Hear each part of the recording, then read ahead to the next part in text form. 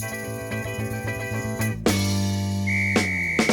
everybody, and welcome to the Two Tired Parents Podcast. I'm Miles Weber. I'm Heather Weber. As always, we're here and we are tired. We are tired. We are. And if you were tired as well and watching or listening, like, share, subscribe. Not too tired. I mean, like, yeah, don't be like super tired where you don't like comprehend what we're saying. So maybe take a nap and like come back to this later. But when you come back to this later, hit all the buttons, like, share, subscribe, interact with the podcast. Follow us in all the places. Follow us in all the places. It helps us with the algorithms as long as we are continuing to still do those as a society for some strange reason. That being said, we are excited to welcome our guest today. He's a comedian, actor, writer whose stand-up has racked up over 100 million views online. You might recognize him from his breakout role on BET's College Hill, Virgin Island, his cult favorite turn in Meet the Spartans, or guest spots on CSI, Hulu's Casual, and ABC's The Goldbergs. He's also done 50-plus national commercials, co-starred in HGTV's My Flippin' Family with his brother, and appearing on season 20 of America's Got Talent. But today, we're talking dad stuff. He became a father at 18, raised a son who's now 22 and making music of his own, and built a comedy career partly around figuring out fatherhood in real time. Under the banner, Good Dad, Bad Father, please welcome to the show, Willie Macc. Willie, thanks for coming, man. Thanks for having me. Absolutely. I've been tired a long time, man. I get the tired parenting. Oh yeah. It comes with the territory. I mean, so because you were a young parent, so I mean, when you were in the trenches with your son when he was like our kid's age, so like around like 4 or 5, what was that like around that time for you, man? When he was 4, I was man. So he's 23 now, and I had my son at 17. So it's been a very interesting journey, just like having a kid at an early age, because my parents helped me out a lot. Like, there was just so much going on. I wish I had some of the terminology from today. Like, I now know that I'm late on the spectrum and ADHD and the da. But growing up, we didn't. At least I'm gonna speak for myself. We wasn't talking about neurodivergent and all of this other stuff. So if I had the answers or the answers that I have now about myself, I probably would have raised him differently. But because I didn't, I just couldn't understand. I mean, no one can really understand how parenting works. As many books as you read, as many videos as you watch, every child is so different. Yep. So I'm not proud of this, but I talk about it even in my special. Is like, I used to put ZQuil in my son's orange juice. That was a legit thing. But not like, I didn't like, you don't pour ZQuil in. You just slow down. Just give me a few moments, Malcolm, because they want you. Dad, look, Dad, and you just want to nap. I don't know how to deal with life without a nap. Man, and so you still napped as a parent. That's so cool. Game changer. Game changer. Because we will slow them down sometimes. Like, I think every quarter of the year we might throw like a sleep time gummy at him, like the melatonin. Yeah, the 1 milligram. Yeah, typically it's just when he's sick, though. Usually it's when he's sick, but so it forces him to rest. It forces him to rest and get better. And so every once in a very blue moon, we'll toss him one of those melatonins, be like, sleep. But that doesn't slow it down like you had. We get like, instead of dad, it's just like dad. Yeah. Dad. it fades off a little bit, but never quite goes away, man. So good. No, that definitely a lot of, I mean, that seems to be what we're talking about today, where everybody is just like, if we had more know-how then, knowing what we know now, things would have been very, very different, as it were. You said you just recently found out that you were on the spectrum, right? Like, how recently? 37, when I was 37. So it's what, 3 years ago? Maybe, yeah. See, what it was for me is obviously there was always like a negative connotation of spectrum and autism and all of that stuff. So I never really got tested until there's like three things that really hit for me that just one, the friends that I was around and the friends that I was around who got tested, we had way too many similar traits. And I'm like, I'm doing those exact same things. And I just thought that that's just how I was just wired wrong. That's just what I thought.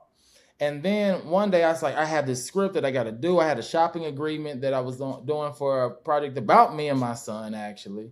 And I was just like, I am having the hardest time focusing on it. Like I would just sit at the computer, just couldn't get it together. And then I get distracted and blah, blah, blah. My friend said, hey, you should try Adderall. And I was like, I don't know. I don't really want to do that, whatever, blah, blah, blah. Because at the time I would just, anytime I needed a mood booster, I would do 5-HTP.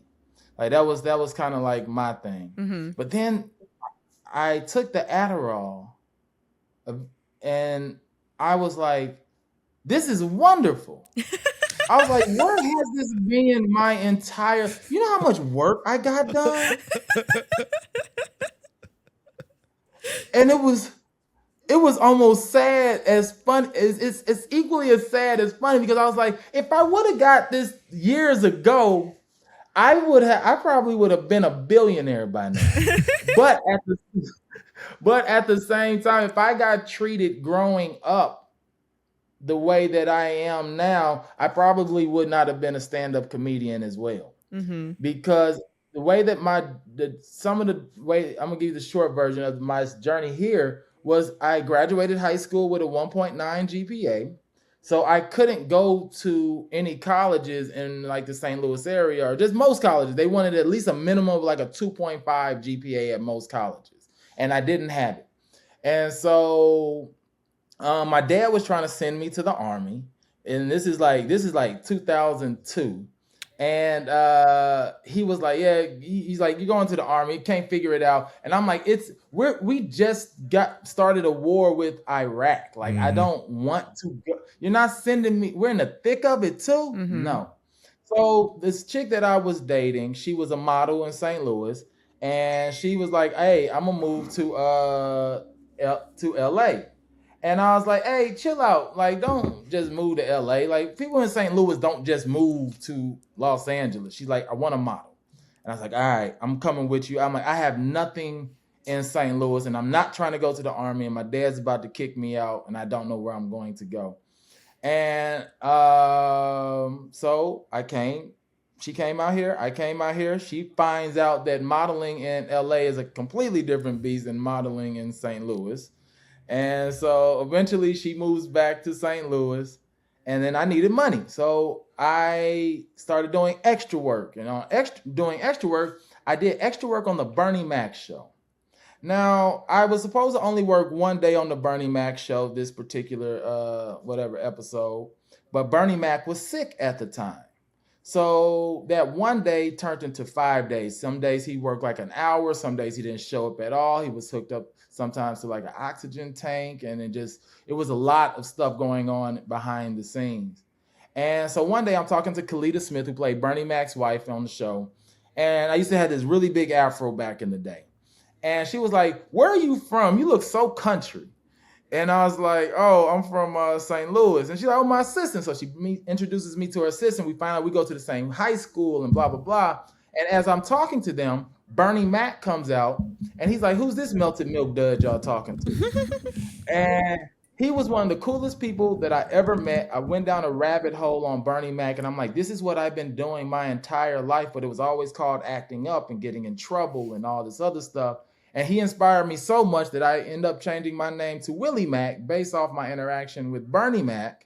And I added an extra C in there just to be different. So that's so cool. That's my story. And then now late diagnosed and now I'm on my Adderalls. I don't take it every day. You don't want to do it every day. Well, maybe you should listen to your doctor. Don't listen to me. But like, as long as your doctor gave it to you. Yeah. As long as your doctor gave it to you. Yeah. Yes. Disclaimer. And so now my son, he was treated earlier than me because Not just because his mom and his grandma on his mother's side are really big into mental health and to a lot of that. So yeah, it's that's kind of like my journey of finding out that I'm late diagnosed. Do you feel like it's helped you understand like how you parented then versus now, like better? Like once you can kind of put those pieces together? Yes, that's why I named my special "Good Dad, Bad Father." Mm-hmm. I was a good dad because I was always around. I was a dad. I was there. But the father side, ZQuil and the orange juice, and just a plethora of other things that I couldn't understand why I did it because, like,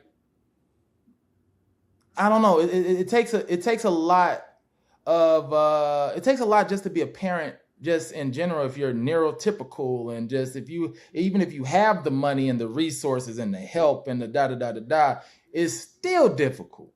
So as a teenager and in my 20s, and like I one of the things I say is like I've been a father longer than I've been a man.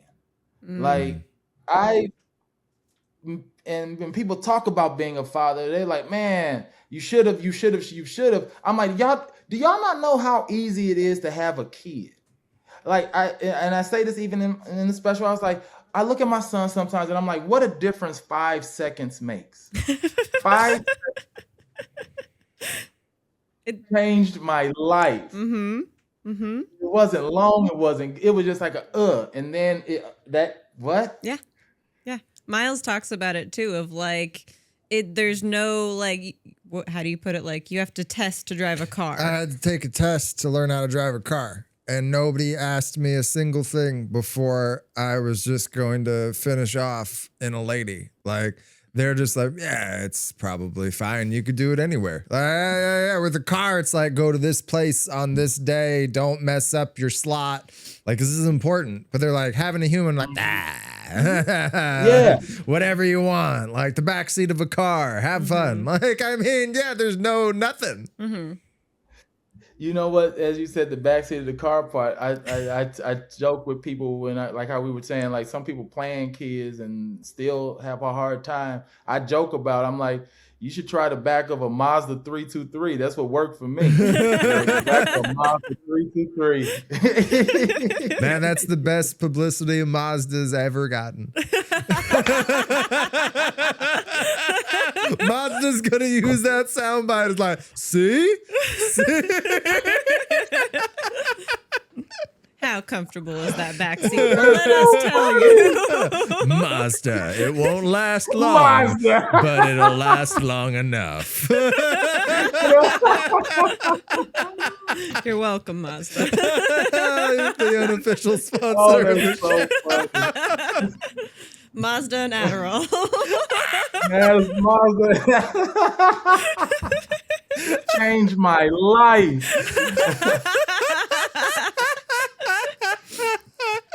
Oh, that's perfect. I have to say, there was part of your story of like how you became a stand-up comic that I was like, this is kind of like John Cena's story. Where he's like, oh, I was going to go into the military and try and become a cop and do this, but I couldn't do this. Oh, well, let's just go check out a wrestling school and see what happens. Oh, yeah, there you go. Yeah, there's just like the little bit of similarities of just you talking about the military and that's just being like, oh, I'll go do this thing. You're the John Cena of stand-up comedy, Willie. I mean, we'll take that, right? I think It's interesting because I think it's cool. I mean, the whole Bernie Mac aspect, man. I had no idea. That's so friggin' cool. Because I mean, like, I had to channel Bernie for a grad night I did one time when I did, and I had to these bad kids who already got their diplomas that day didn't want to listen to the show, and they were being unruly. And I stood at the front of the stage and I was like, y'all don't understand. I ain't scared of you motherfuckers. And when I dropped that F-bomb in that high school auditorium, those kids lost their minds. I bet they did. Oh man. I bet they did. So yeah, man. I mean, like that whole idea, then like the late diagnosis definitely has like an influence. You did mention though, like things about your dad. I mean, like, what do you think And I'm sure it's something you obviously address in your special and all your stand up. But I mean, like the difference between like your dad and parenting you versus you and parenting your son. What's the juxtaposition with there, and how glaring is it? Now, here's what I want people to know as I talk about this, and this is a realization that came in within like the past year as I'm doing all the work on myself and just looking back and even just forgiving my dad. My dad was always around, preacher, whatever, but same household and everything. And it wasn't, like I said, till recently. Like, here's my dad's story. My dad was a sharecropper. My dad picked cotton at 12 years old to provide for his family, for my grandma and his sisters, and because they couldn't have enough money. That's who raised me. The same guy that was the very first black person at his school while segregation was in the thick of it in the 60s in Arkansas. My dad left out of Arkansas because the KKK was trying to hang him because he kissed a white woman. Wow. That's my dad. Man. So I was raised under a lot of anger and a lot of just unexplained punishments, where it was like, sure, maybe I did get in trouble, but I don't know if it deserved that. And then I started going down a rabbit hole of how generational traumas and all that work, because I was like, is it in my DNA? And then you start to notice that it can be, if your stress hormones are increased and you have a heightened sense of anxiety, and however the chemicals in your body work, and you have a baby, your baby is now going to have some of these elements. And I'm over here like, why am I so tensed up all the time? Why do I feel like I'm always in some variation of danger? And I couldn't explain it until, like I said, until like I'm now noticing things and stuff like that. So with that also being said, and knowing what I know about myself now about autism and ADHD and neurodivergent, I believe a lot more of our parents and uncles and aunts and grandparents were also on the spectrum, but they didn't have either the help, the resources, the knowledge to deal with it. So I was just taking what information I was given. And even though some of the information I used to look at, I'm like, I don't think this is right. I'm a product of spankings. A lot of people are products of spankings. And I was just like, spankings never made me smarter. I never got a spanking and figured out a math problem in the midst of it. And I remember telling my dad one time, because he was like, why do you keep doing this? And I was like, I don't know. I'm like, do you think I want to get beat? I don't. So now I have a kid. And I'm seeing my son do some of the same things that I did, some of the same silly lies. Like, kids tell the worst lies, just the worst. Like, my son left some Spider-Man underwear in my tub one time as a kid, not as an adult. But like, No he was like judgment maybe either like, no judgment either way. He was like maybe 6, and he just left the Spider-Man underwear in. And I was like, Malcolm, get in here. Are these your? I said like, get your Spider-Man underwear out of here, or are these your Spider-Man underwear out of here? Something I said like that. And he was like, those aren't mine. And I remember being like, because when you yell at a kid, sometimes they go straight to defense. They go straight to like, they're not thinking this those aren't. I was like, who else's underwear are these, Malcolm? Who else came in here and left? I don't wear this. And he broke down and cried. And he ran into the closet, and he just stayed there. And I just and I know, like, if this was how my upbringing was, I probably would have got in trouble. I probably would have got spanked, especially if I lied and it wasn't even a good lie and all this other stuff. So I raised my son in an area of understanding. I'm like, you don't got to do all. I'm like, what you so upset for, Malcolm? Why are you crying right now? Like, why? And I tried to understand the whys of things versus this is what it should be. And what helped me even understand that as a preacher's kid, I was watching this documentary one time with my dad, and we was watching this indigenous tribe that they just found in like South America, just found. And I said, Dad. Now, my dad's a smart guy. He got degrees. We lived a decent life and all this other stuff. So I'm saying it because I was like, where do they go when they die?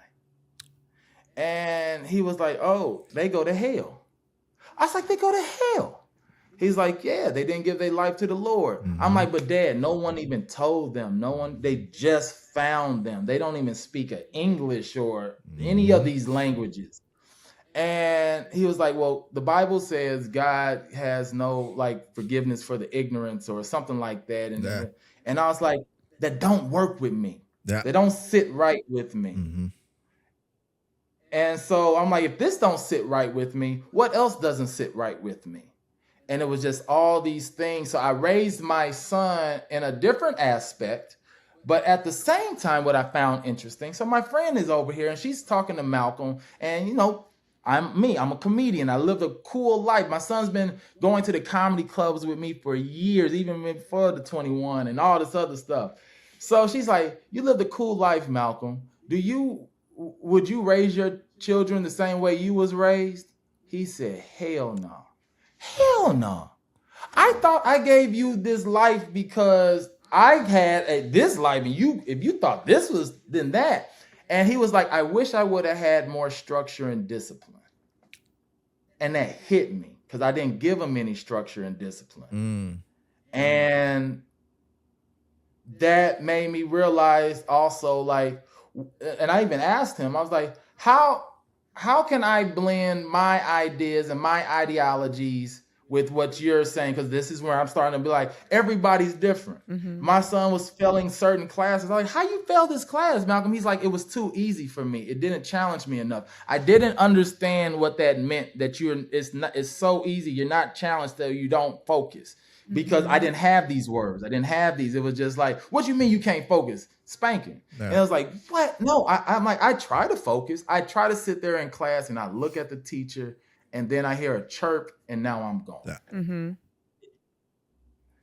So that's kind of how I raised my son, a little bit differently. I mean, I can talk about this for a long time, but that's one of the ways that I've learned from my upbringing to him and from what I was given from this person that went through. And now I'm like blocking a lot of these things and like telling my son, like, we're going to do this differently. And I'm excited. I don't want him to have a kid anytime soon, but I know when he does have a kid, that kid will have even more resources and more help than I was able to have. Two thoughts I had while you were sharing all of that.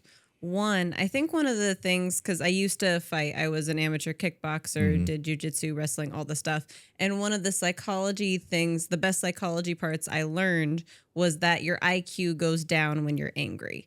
And so it became so important that when you like get hit in that setting, to try and keep your chill down, because now your IQ goes down and you're going to start fighting stupid. And that was actually something that became so helpful to me as a parent, and understanding like the spanking and like where people are doing their discipline is like, yeah, but it's not helping the situation, and understanding the science behind it of like how bad you're going to make it by spanking your child or whatever the thing is was so helpful to me. And so it became important for us as parents that when our son starts to get like mad or worked up, hey, take a step away from what you're doing. Let's take a breath. Let's bring just the anger level down so you can try and problem solve this situation to the best of your ability.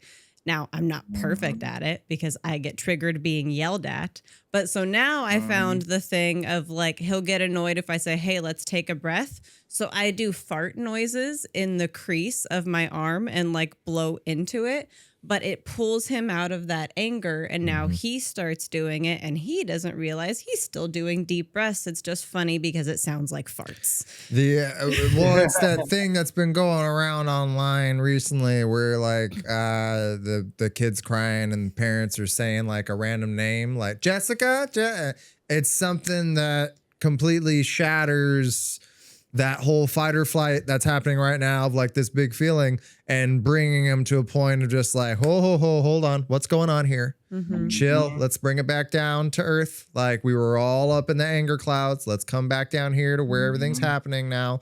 And so, yeah, like that. I mean, half the time he just wants a hug or something, you know? I mean, like I can hug him in the doorway of his bedroom and sit with him for a little bit.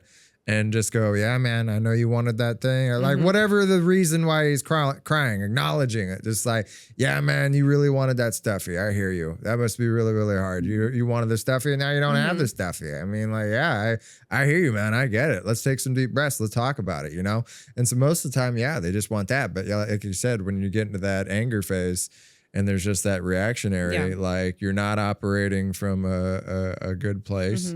And that's where you don't want the lines blurred. You know, you want your kids to be able to go like, oh man, let me look up to like mom or dad right now with what they're doing in this moment where I really feel like I need assistance and I need to be understood and I need help here. Can I look to them? And if every time you look to them, there's like what are you doing? Or why are you doing it this way? Or boy, didn't I tell you? Then it's just like, now the big feeling gets so much bigger because it's just like, I have this feeling, my safe support system that I thought I had isn't what I thought I had. And so now I guess I'll just figure that, well, now let me look, how do you deal with it? Now I'm going to watch and pay attention to when mom and dad get angry. Well, what do you guys do? How do you deal with it? You know, in my house, it was just like, oh, y'all just don't talk about it for a few days.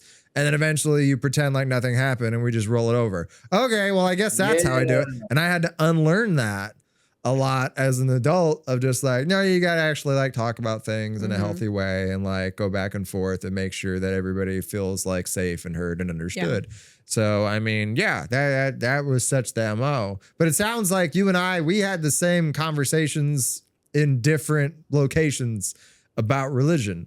Because the same conversation you have with your dad about those people you saw in that documentary, I remember being in Bible class because grade 6 through 12, I was in Southern Baptist school. And I remember being in Bible class and having conversations with the Bible teacher about like, so wait a second, there's people like, let's just say there's people on an island. They never heard the word of God before. Like, it's no fault of their own. It's purely just a roll of the dice by geography where your creator put them, like, right? Like God's playing he on purpose put them in the place where he knew there was going to be no people to come, and they still don't get the ticket because and their teacher was like, yeah. And I'm like, what kind of bullshit is that? And he's like, Miles, go in the hall. And I'm like, no, convince me it's not bullshit. Like, this is so like not at all what you're talking about. So yeah. So I mean, like that you had the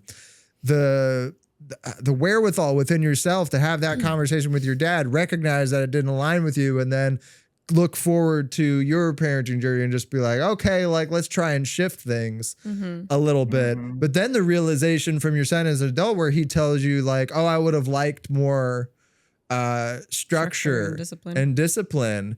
And I think that's the thing with our generation of parenting right now is we're probably overcorrecting because of the extreme side of the spectrum we were mostly all parented in.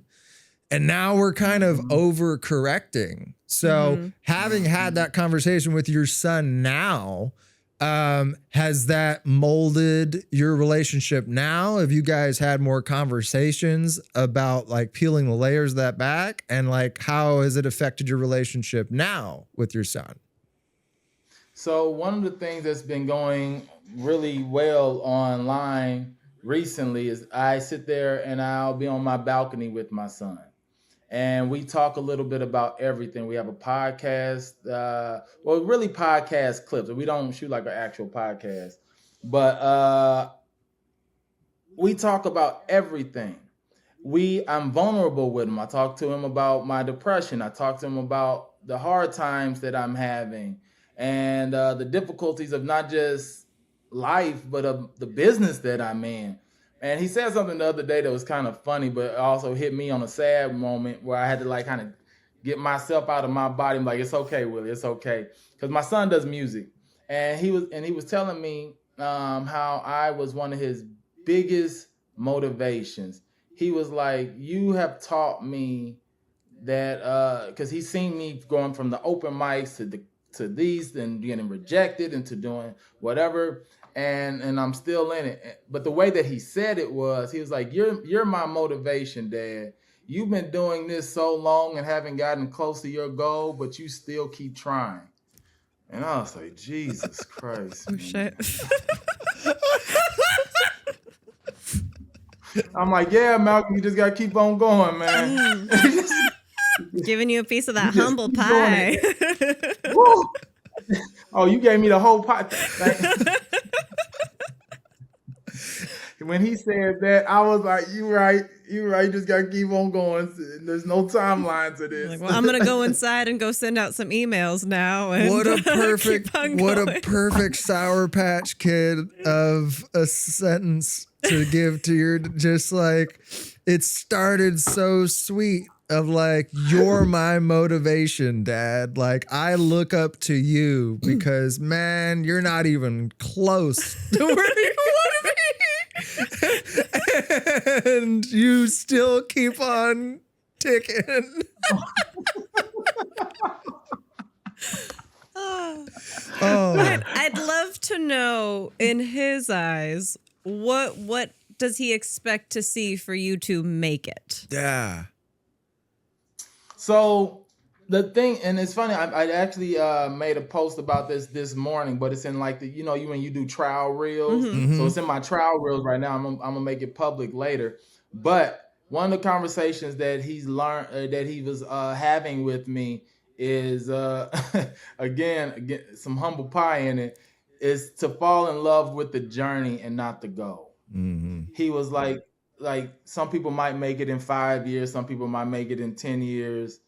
And he was like, but when you're present, because not because of why he thinks like this, because I even asked him, like, how'd you start thinking like this? Like, what happened in your life? And I know what it was, but I wanted to hear him so we can discuss it. So when his sister passed away, when my daughter passed away 3 years ago, she was 17 years old. Mm. And it was probably that was his best friend. Mm. She passed away while they was on FaceTime together. He thought she was just going to sleep because it's late at night. It's 3 a.m. They playing video games. She's like, I'm tired.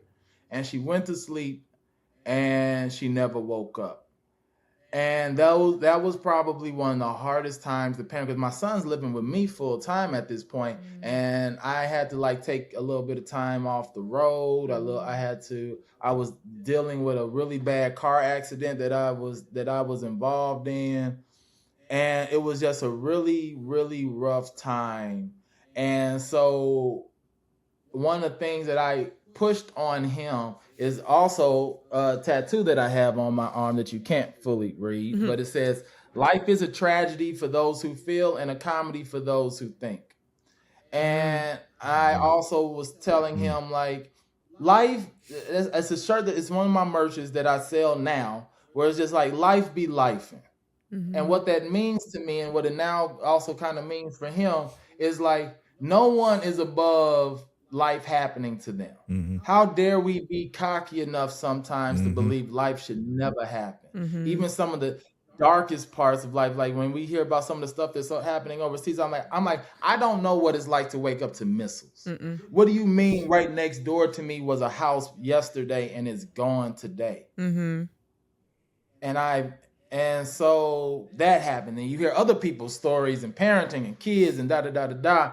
And I'm like, as much as this hurts, I talk to my daughter maybe every day still. I just like, yeah, Mikhail, I'm about to go jump on this podcast. And I'll joke with her sometimes. I'll just be like, what you doing up there?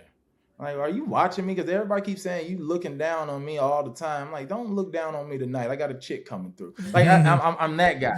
And my son sees me being this guy. So he's taken some of these ideologies that I have now, I listen to like different, even Buddhist teachings, where it's more life-based than necessarily religion-based, Alan Watts and stuff like that. And I listen to it with him. So sometimes we'll listen to music in the car, like most people, we talk sometimes, but sometimes he'll just be in his phone and I'll turn on Alan Watts because I know he's still listening. He might not be paying attention. So some of this stuff is now ingrained in him. So some of these things that I talk about or that he talks about is on my page is stuff that life has really given us.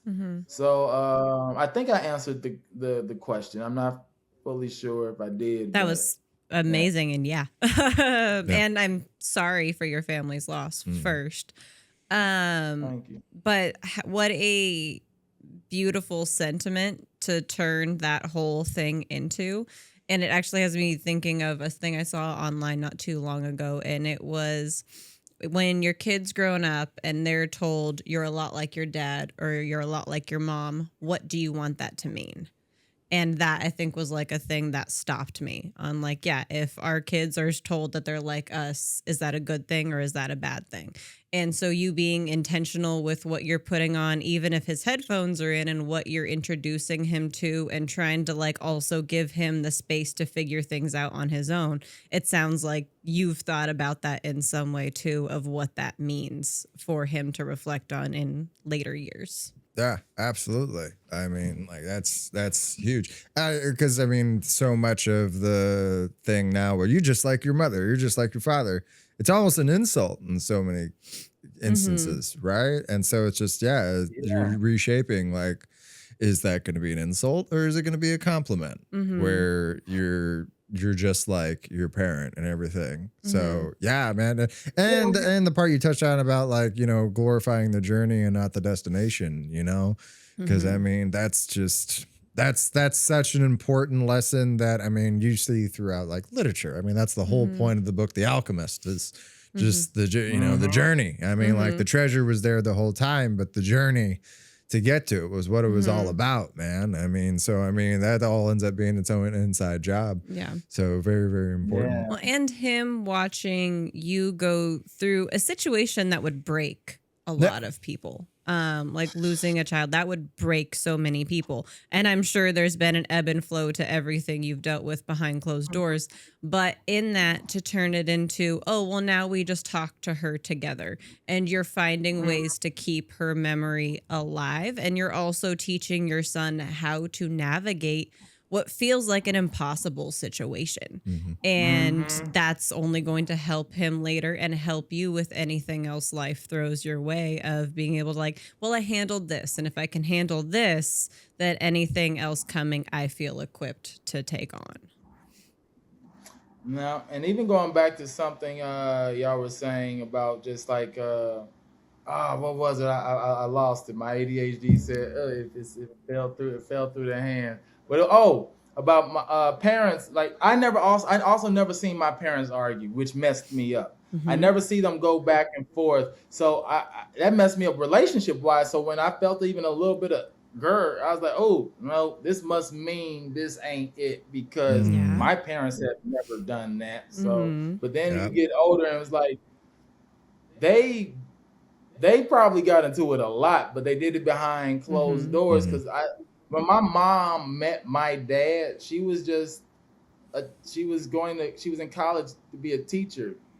And my dad was this kind of tall, Rico Suave type guy, just got out of the gangbang streets and whatever.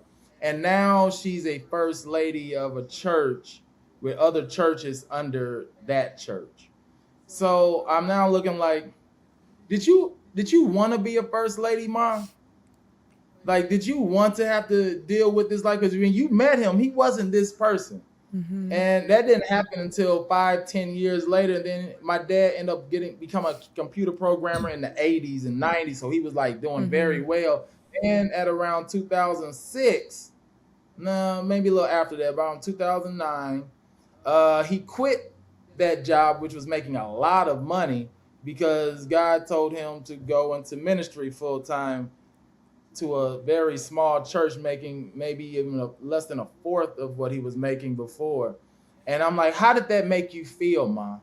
Like now I'm at the age where I'm able to talk to my parents about the stuff, even with me growing up, and I'm telling them now, like, hey, yeah, I'm on the spectrum. I'm neurodivergent. I'm these things when I thought I was that. And I had to also let her know while I'm having this conversation, it's cool, because even now they get a little defensive. You have both your parents in your household. I'm like, that's true. But also, I don't know y'all. Between work and church, I saw y'all I didn't see y'all that much. I didn't get to really spend a lot of time. Yeah, we did our family trips, and everybody can keep it together. And that's one of the things I also learned with my son was before he moved in with me full time, I had him maybe during the summers or during the holidays, and we put our best foot forward in that month and a half that I have him, that week that hey. Then when he moved in with me and that weight started to get heavy, now what? That's when I was like, why am I hiding this from him? I'm like, Malcolm, I'm having a really bad day. I'm gonna probably be in my room. I'm gonna cry, but I'm gonna be okay. I just need a second and I'll go for a long walk. I'm like, life is really, really hard out there. And it's not because that's something I feel like we should also kind of my parents never talked about how hard life really was. It was just go to school, go to college, get a job, find a mate, retire, and teach your kids the same thing. I'm like, what do you do in between these things? What do you do in between prayer? While we're waiting on God, I need $1 million right now. Oh, it's on its way. When? What's the journey like? Is there a tracking on this so I can know when to expect Can I get a it? tracking number? Do I need to sign for it? I'm assuming I need to sign for it, right? So I should be home. Yeah, exactly. Do I need to let my guards know to let them come upstairs? So we don't necessarily talk what happens between point A and point B, and those are things that I try to explain to my son. And these are things that we have conversation on. Like I said, these videos now, I put them out.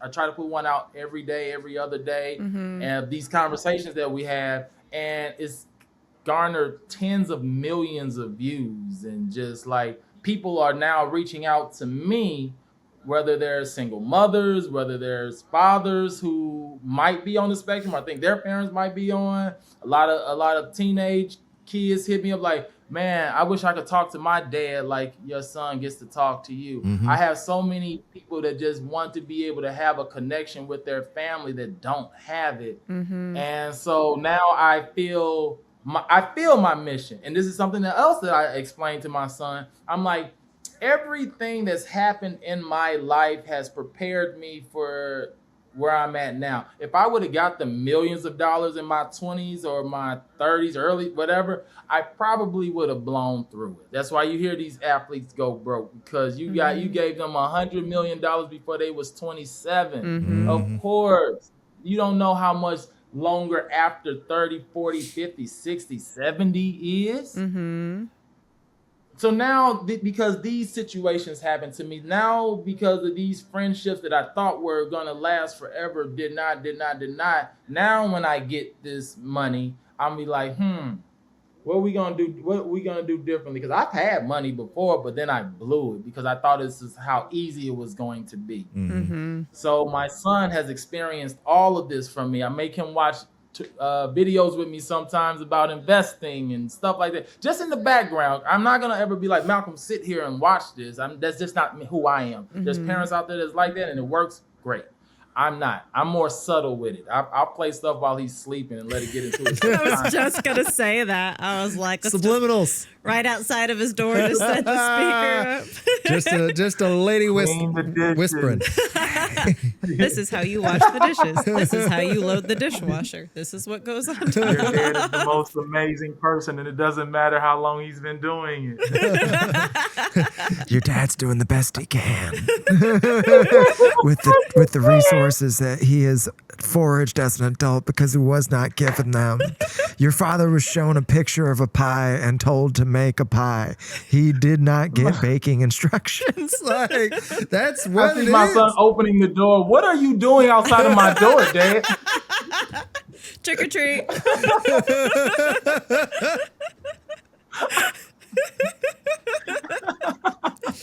Oh, so good. Oh man, but that's the truth. I mean, we are a generation that was shown the end result and glorified that end result of these are the mile markers you need to hit. But we were not given instructions on how to what's the journey like. We keep talking about the $1 million, the house, the kids, all this end of the line stuff. And yet nobody's like, all right, well, you're going to need some flour and some water first. Like, all right, what about the counter? What are you rolling this thing on? I need a roller? What are we rolling? It's pie. Yeah, man. Like there's levels to the game here right now. And so being able to, like you said, glorify like that journey and teach our kids about the in-between, like from start to finish, this is what it is. Here we go. Yeah. All right, let's try and like get some investing talk. Cause I mean, like, that's not a thing they're learning in school yet. I mean, and so it's just like, hey, how do you use your money? How do you make your money make more money? How do you make sure you don't blow through your money? How often are people blowing through? I mean, why do people think that the lottery is cursed? It's like, because people blow through it because they don't know. People aren't taught money literacy and things like that. So yeah, all those types of conversations are so important to have. And it's cool now that we are seeing so many people create the resources to be able to pass down and also partake in those resources that we have available. I will say selfishly, one of the coolest parts of your story and you sharing it is something I talk to Miles about all the time, because I think it's very easy, especially in your guys' industry, to just get frustrated at the journey. All the time. How long is this journey gonna take? Longer than you want it to. And so all the time I'm sitting down with them and like, look, we don't know. It could be tomorrow. It could be a year, 2 years from now.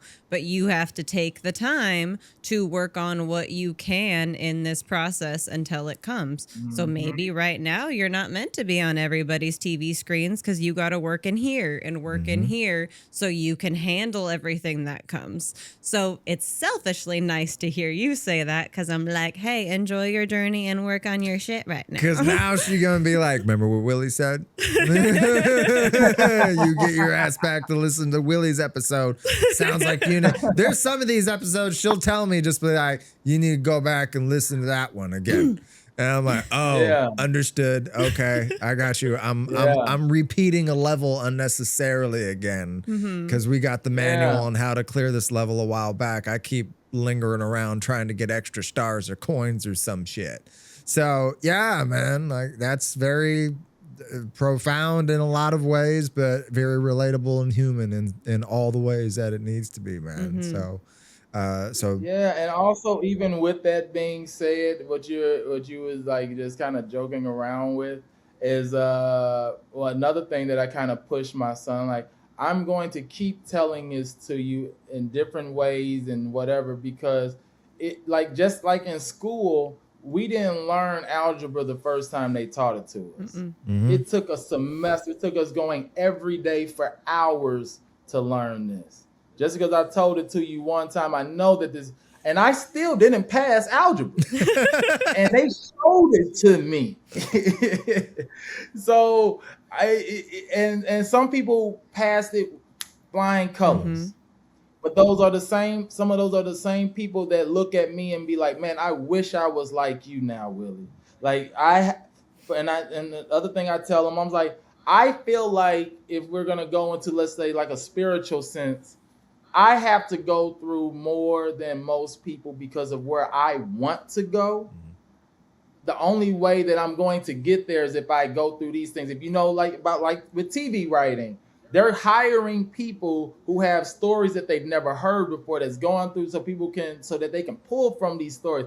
I can pull from having a kid at an early age. I can pull from having a lesbian baby mama. I can pull from a preacher's kid. I can pull from having lost a kid, and all these areas that have happened to me. And so I've learned to slow down. That's, like I said, that's where that tattoo comes from. And then so instead of feeling everything, and I still feel it, I'm just not crying about it the whole time. And even within my tears, I'm like, all right, what can I gather from this moment that I can hold on to later? The reason my special is called Good Dad, Bad Father is because at 16, when I found out at 17 I was going to be a father, I was like, this is the worst thing ever in my life. Who knew years later that's what my special is going to be about? People are now paying to hear me talk about this thing right here. So, okay, I'm going to start sitting back a little bit more. Yeah, I feel it. And it's kind of, I guess, like even with you fight, like I can't handle hits. If someone hits me, you win. I don't, ouch. But what you learn to do is how to handle these punches, how to handle these hits, and not let it affect you. Like you're saying, how mentally is like when you get angry, your IQ. So you got to learn to do all these methods, and then you didn't learn that on the first lesson. You didn't learn it on maybe the 10th lesson. No. It took a lot of training.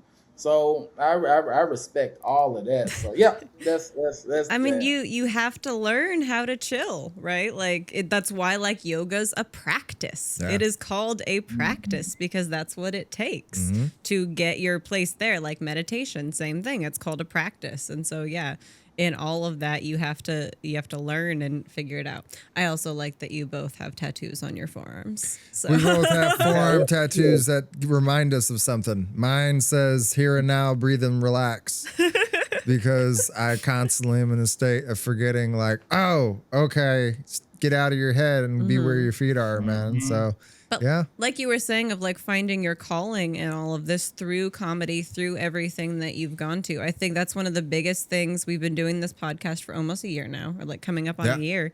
And realizing, especially in parenting, how important community is. And it's not just like your immediate village who helps out, but your community of like-minded adults, like-minded kids, like-minded grandparents, and like people that are going through the same shit. And at the end of the day, we're all just trying to figure it out together. And no two families look alike. But if you can find ones that you can relate a little bit to, take what you like, throw out what you don't, try again. Like that's what this is all about. Yeah, I mean, it's learning the new things that are meant to educate you and reaffirming the things that feel right in your bones that you didn't have an explanation for. Where you're just like, this is what it feels. This feels right.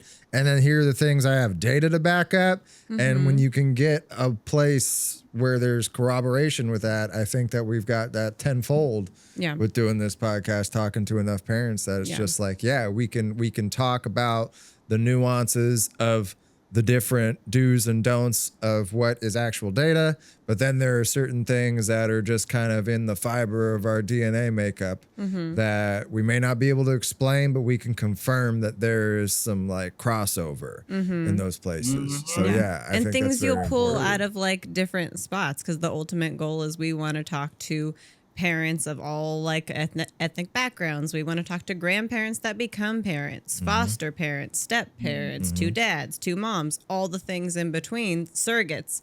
And like finding like, oh, I didn't know I was actually going to take that much from their story, like things that like blend in that most people wouldn't get otherwise. So I think that's one of the coolest things of social media right now is you can find stories from people in Australia and you're like, man, over there too, like besides the big bugs, I can take some of their stuff. Yeah, because you strip it all down and then there is an inherent oneness that we all share. And I think that's the part that we have to be able to place our attention on, because we could really easily place our attention on the surface level differences right now and why we get so frustrated with people. But I think part of that frustration is like there is an inherent oneness we all have with each other, where there are these similarities that we're all going through different variations of that same struggle, you know, and being able to navigate that with each other, it becomes its own superpower in building that village. So but Willie, we don't want to take up too much of your time, man. We thank you for coming today. Why don't you let people know before we go where they can find you on social media and anything you got that you're promoting that you want to promote that's coming up? Yeah, find me on social media, online, everywhere. Willie Macc, WILLIEMACC. My comedy special, Good Dad, Bad Father, is out actually today. It's released today. Yay. You'll be able to see it in July on YouTube and on Amazon Prime. So yeah, shout out to Gorilla Comedy Plus and Super Nice Guys for putting that together. And yeah, follow my journey. I'm touring, so I'll be in the city. So follow me. You'll see what city I'm in. Come see me. Let's talk about it. I know what we're watching tonight. I know, right? Yeah, we're going to track it down. Absolutely. Right on, Willie. Well, Thank you all for tuning in and listening. Like, share, subscribe, hit all the buttons, do all the things, comment on what you found powerful in this episode. And I mean, if you didn't find anything powerful, comment too. The bad stuff boosts the algorithm too. And you can be wrong in our comments. You're allowed to. Yeah. Everybody will tell you are. Everybody will tell you are. But that being said, this has been the Two Tired Parents podcast. I'm Miles Weber. I'm Heather Weber. And we'll see y'all later. Bye.